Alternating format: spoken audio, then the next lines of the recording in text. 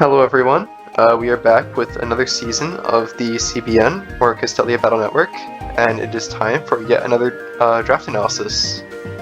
If you've looked at this channel for some reason, you may notice that the last season that was uploaded was Season 5, and I kind of just stopped in the middle.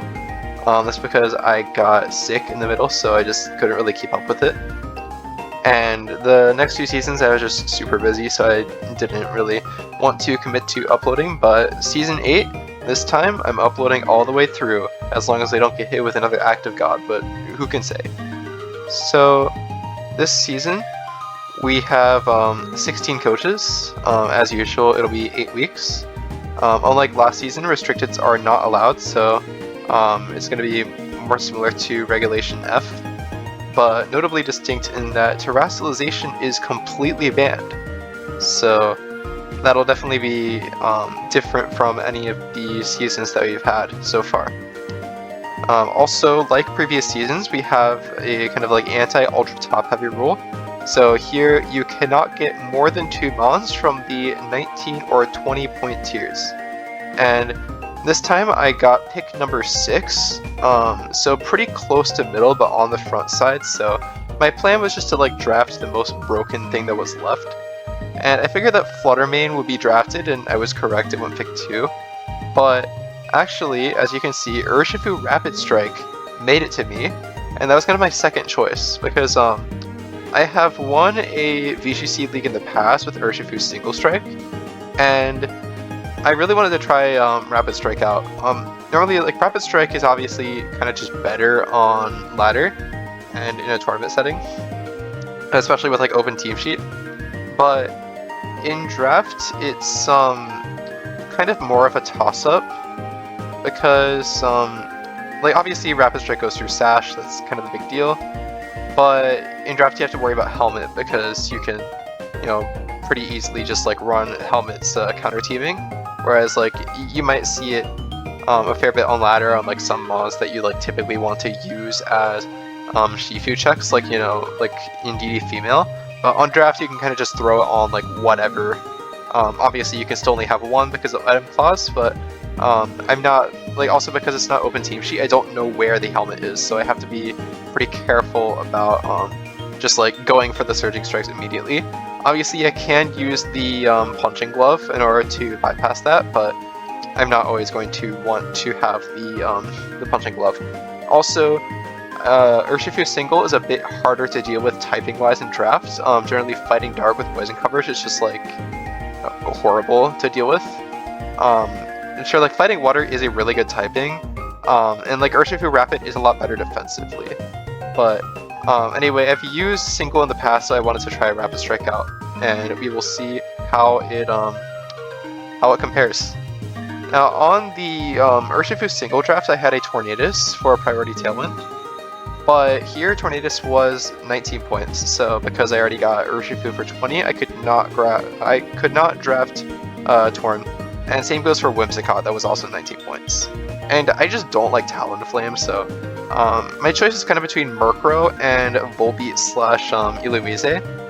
And I feel like Murkrow has a lot nicer utility and a better matchup into like other supports. So not only do we have the Dark typing for anti-Prankster, but you also have like Quash, you have Taunt.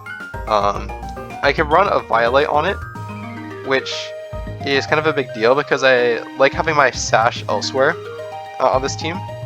So, and obviously I can still run like Covert Cloak on it for anti-fake out, but with a Violate it actually has pretty good bulk. And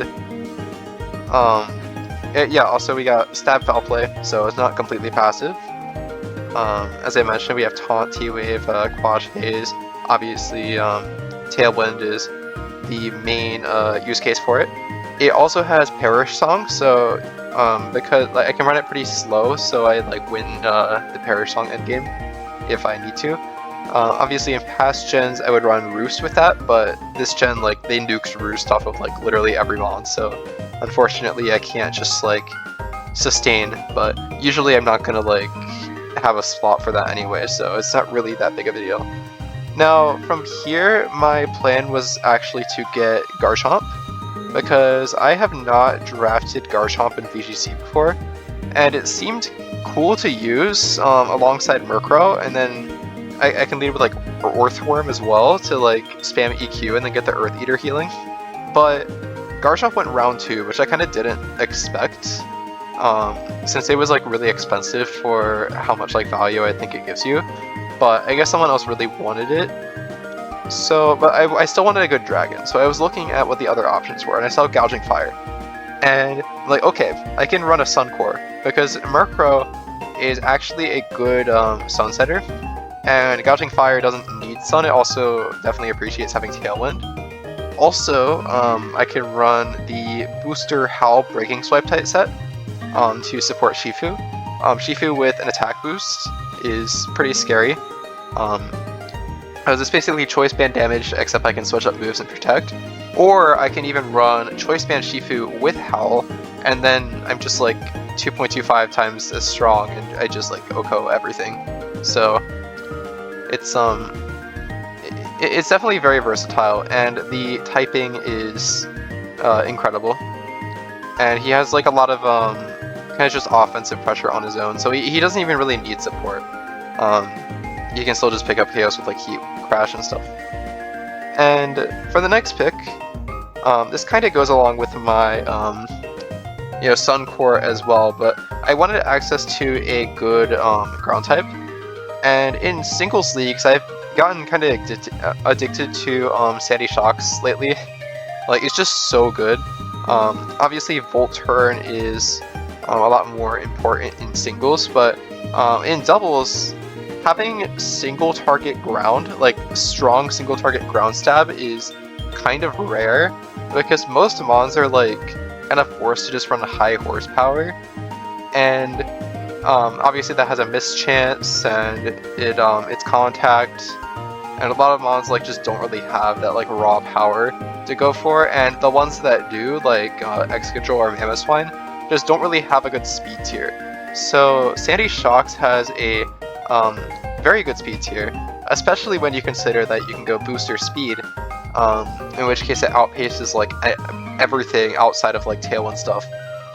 And for speed control, I can run Electro Web to support whatever the partner is, and then obviously I have Full Twitch, and also I have Gravity if I want to like scam people with sleep moves. I don't want to like steal the Darkrai team's thunder, but you know, I can join in. Maybe I run Sleep versus Darkrai, who knows? Oh yeah, I should have been advancing this presentation, but whatever. It's scuffed, to deal with it. So anyway, Sylveon next. I knew I wanted Sylveon from the beginning, because I always like to have a kind of like non-committal Trick Room mode on my roster, and Sylveon is very good for that, because not only do you have the great Fairy defensive profile, but Spread Pixelate Hyper Voice is very good, and especially since the opponent cannot Terra to dodge it. So basically, if I have Sylveon into like 2 neutrals, then I just know for a fact that I'm getting like huge damage off. And then obviously, if I get 1 off, then I can proc the Throat Spray to boost my further ones. And then Sylveon also pairs very well with the Sun Core, because it learns Weather Ball. So it doesn't get Mystical Fire this gen, but I can run Weather Ball plus Sunny Day to hit the Steel types that would wall me. And then obviously I have Psyshock and Psychic for any poisons that would want to resist Hyper Voice. So yeah, and also Sylveon's speed tier is like good enough that I can run it under Tailwind without like I can still go Modest with max speed, and then Tailwind will like outpace the whole opponent's team, not counting any of their speed control, in like most of the time. So obviously if there's like a Dragapult or something, then I'm not gonna outspeed it, but like usually the highest you're gonna see is like base 130. So like Tailwind Sylveon is very good, and even if I do have to run Timid, that is an option. But obviously Modest is preferable. So, and also, as far as steals go, I already have Shifu, Gouging Fire, and Sandy Shocks. So if my opponent wants to bring their steal for Sylveon, it's just gonna get like abused super hard by those three. So it's something they have to keep in mind. Now, for the next pick, I wanted to kind of fill out my Trick Room core, because obviously I don't have a Trick Room setter yet. So I got my tried and true Stantler. I get Stantler like every time I can in VGC draft when he isn't sniped. Like, it's actually so broken, like, it's always extremely cheap. Like here, it was only 4 points. And it has Great Bulk with a Violate, it has Intimidate, it has Trick Room, and Imprison for anti-Trick Room. It has the Bulldoze combo with weakness policy stuff under Trick Room. In the past, I like running it with Belly Bolt because you Bulldoze to proc weakness policy and Electromorphosis, and then Discharge and Parabolic Charge just like kills the whole team. But I couldn't fit Belly Bolt on this draft. But for the Sylveon, it can click Helping Hand to boost its Hyper Voice. It can click Hypnosis. It has like some coverage to hit Steel types, so I can roll like Earth Power or whatever. Or I can just click Sunny Day to enable my Sylveon's Weather Ball, so Sylveon can kill the Steel types. So yeah, it's just like incredible support, and obviously I can just use it like a regular Intimidate mod if I like, even if I don't want to click Trick Room, I can just use it to like cycle the attack drops. So that combined with Gouging Fire, Breaking Swipe, I have like pretty decent you know, attack drop potential. And now at this point, the main thing I'm lacking is Fake Out, and I would also like to improve my speed tier a bit. Like obviously I have the Sandy Shocks, but I don't necessarily want to always run booster speed Sandy Shocks. Like I may want the booster on Gouging Fire or something. Or I may want to rely on Sun for the Sandy Shocks booster, so I wouldn't have like a flat out stronger speed tier. And from the beginning of the draft, I was looking at Monkey Dory, because for 12 points, it seems like really good value. It has Fake Out, it has a good speed tier, it hits hard, it has a pretty scary dual stab. And like the only weakness it has dual stab wise is Steel types, which I already mentioned, like the urshifu, Gouging Fire, Sandy Shocks, and even Sylveon to an extent. Already pressure the Steel types incredibly hard. And even then, Monkey Dory can run Focus Blast. I really don't like running Focus Blast, as I'm sure you could imagine. I could run Gravity Focus Blast, but that feels a bit overkill. But generally, I'm just going to be running like Fake Out, Dual Stab, Protect, because that's all it really needs. But also, the abilities are a big deal. So Frisk is an ability that is like completely useless in open team sheet, but in draft closed team sheet it's incredible, because if I just lead this turn 1, then I immediately know what the 2 items are, and that gives me like way more information about what sets my opponent has brought. And since it's a best of 3 set, I could just like note stuff down to get kind of like a better picture of what the opponent has draft before they have what the opponent has brought before they have really figured out what I have brought. So, and then also Toxic Chain is like pretty interesting as well. It basically gives you a 30% toxic chance on your Fake Out. I think generally Frisk is always going to be better here, but yeah, it's another option that it has. And yeah, like I can just run, like this thing is probably going to be sashed a lot, very good speed tier, even without Modest, it hits very hard. And yeah, and also it hits the fairy types, which Shifu kind of appreciates being removed. So yeah, Monkey Dory is very strong. I also forgot to highlight it again. But next we are on to Executor. So at this point I have a fire and a water, so I want a grass. And then I have a fairy and a dragon, so I want to steal. So for the grass, I was thinking some sort of chlorophyll mob makes the most sense, because, you know, I already have a sun core.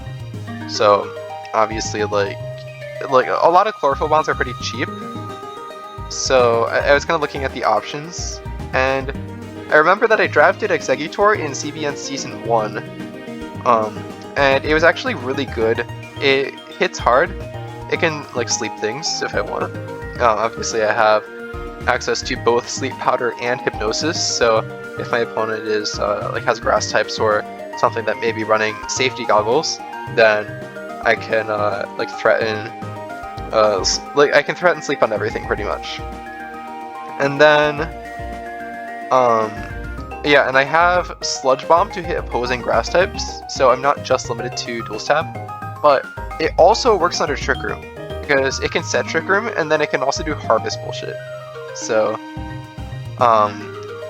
yeah, like obviously there's just like the Citrus for passive recovery, or I can run, say, a Pataya to boost special attack, or if I'm like fully trolling, I can run like Starve, or a Custap or something. Who knows, like, you know, it's draft. If it's late in the season, I might try to run a funny Harvest set to flex, but generally this thing is going to be a Chlorophyll Mon or just like a Trick Room setter, or both. And then for the steal, I got Bastiodon, because I was kind of like low on points in planning, and I was looking at what like the really cheap steals are, and Bastiodon in 2 points is like good value, because I didn't have a Wide Guard Mon yet, and I kind of like having a Wide Guard Mon in case the opponent has like Golden Go Berserker or something. There's no like Kyogre I have to deal with in this season, but yeah, it's just nice to have. But also, Bastiodon is not passive at all. Obviously, you have the very high base defense stat with Body Press, and you also have Taunt and Roar and Fissure, which, like, you know, obviously the whole, like, Ting-Lu now Calc versus Fissure immediately comes to mind, but, you know, having Taunt is a pretty big deal, and then, like, Roar for phasing, obviously.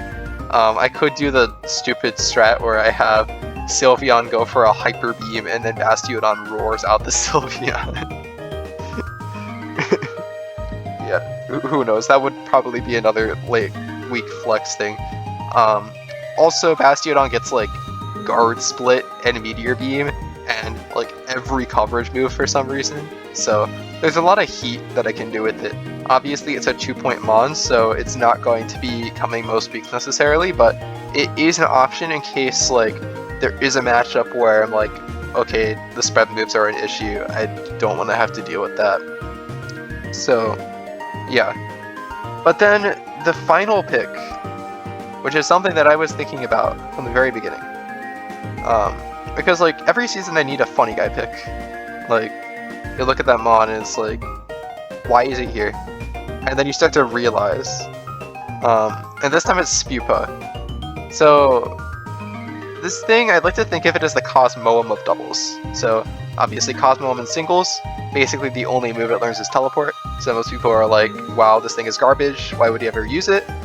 However, it is really good at doing exactly one thing, and that thing is being a teleport pivot. So you can just come in on Specs Lele and then teleport out, and then suddenly, instead of having to sack them on, then you now have 2 free switches versus Scarf Lele. Or if, Specs Lele. Or if it's Scarf Lele, then it like doesn't even 4 KO you most of the time. I think that's what the calc is. It's kind of insane. But yeah, so Spupa is basically Terra Bug Clefairy, except you can count the moves it learns on one hand. So it has Friend Guard Rage Powder, which is what makes it Clefairy. But the nice thing is that, unlike a Rage Powder user like Volcarona, where, you know, my opponent had to invest a lot into, or like a Sinistcha or something, my opponent had to invest a lot of points on that, so generally the opportunity cost of running a safety goggles is not that bad. Obviously there are cases where you want another item, but for Spupa, it's a 1-point Mon. Most people don't even know what this does, so they're not gonna want to run like a safety goggles just because I have Spupa. Like obviously I do have the Exeggutor, but the Exeggutor could just be Hypnosis anyway, so generally, just between those two, they're not going to really want to run safety goggles. If they do run safety goggles and I don't bring it, then like, good for me, right? So in this way, Spupa kind of just functions like a follow me mod more than like a traditional Rage Powder mod, or I guess like a traditional like high point value Rage Powder mod. But then it's not like it only gets Rage Powder though. Like obviously you have Rage Powder, you have Protect, but you have Stun Spore, which obviously is inaccurate, but you know it's paralysis. Paralysis is unfair. But also, if I need speed control that isn't 75% accurate, I have String Shot, which is -2 speed for both opponents, and Pounce, which is -1 speed and breaks Sash. So Spupa kind of has all the moves that it needs. Like, obviously you look at this and you think like, oh, it's just one of like the bad Cocoon Pokemon, but you know, Friend Guard Rage Powder, like, that's all I'm saying. So yeah, and like I kind of think it's the best one-pointer besides Fletchling, which shouldn't have been 1 point.